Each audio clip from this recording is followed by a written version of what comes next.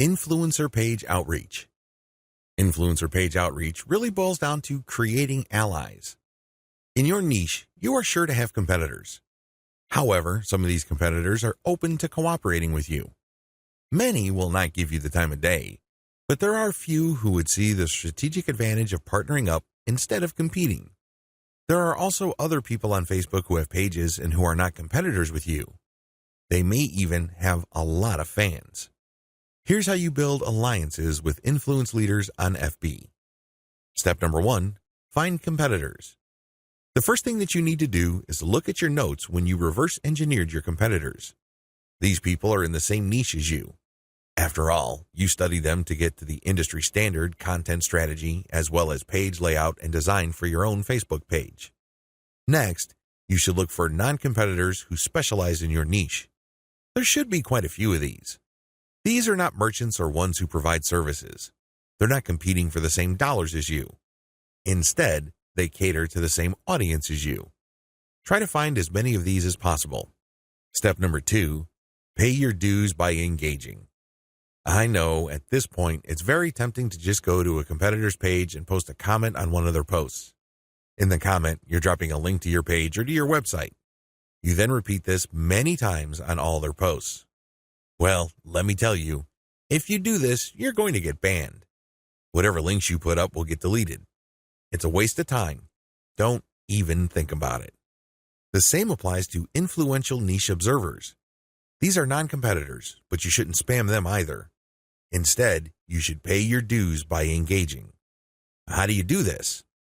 First, you need to share high-quality content. It doesn't matter who wrote the content. It doesn't matter where that content goes to or links to. What's important is that it provides maximum value to anybody reading that content. It has to be on point. It has to deal with a specific theme or topic that you know that your target audience members are interested in. Next, you need to engage with people in terms of answering their questions. Try to be a facilitator. Try to be a mediator. Try to be the go-to source of information for your niche. If people are looking for statistics, go on Google and find them the statistics they're looking for. If they're looking for a video, go to YouTube and search for the content that they're looking for. The more you do this, the more people will pay attention to you because, let's face it, in any kind of online group communication platform, only a very few people actually produce high-quality content. You can count them on one hand most of the time. Everybody else is basically a leech.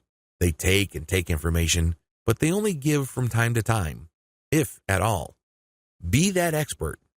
Be that go-to resource. Another way you can engage is by asking questions.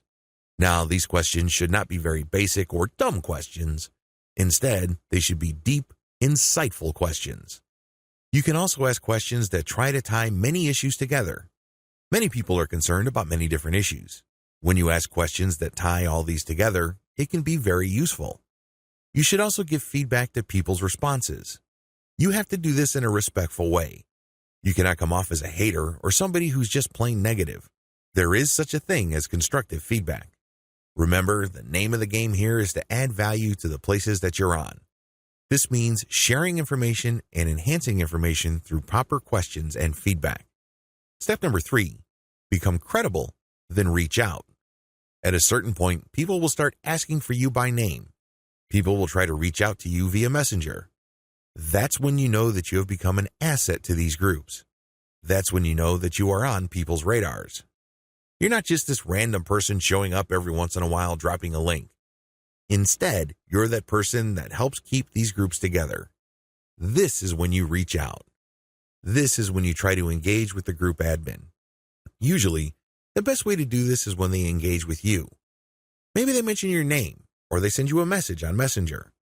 Whatever the case may be, try to wait for them, or reach a high enough level of engagement and acknowledgement from other community members before you reach out. What are you going to be reaching out for? Well, there are many different opportunities on the table. You can ask to swap content with your page. Most page admins don't have a problem with this. You can also ask for a shout-out. Basically, the admin of the page that you're on will tell page fans to check out your page because your page is a friend of the page they run. You can go through some ideas regarding joint events. Now, please keep in mind that this is not like a real event where people have to physically go somewhere, or you have to rent out some hall, rent out security, or get food. No. This is an online event, maybe a seminar, a live Facebook session conducted from 2 locations, or it can be an interview. Another opportunity on the table is, of course, guest blogging. You probably don't need me to remind you of how value-packed this is.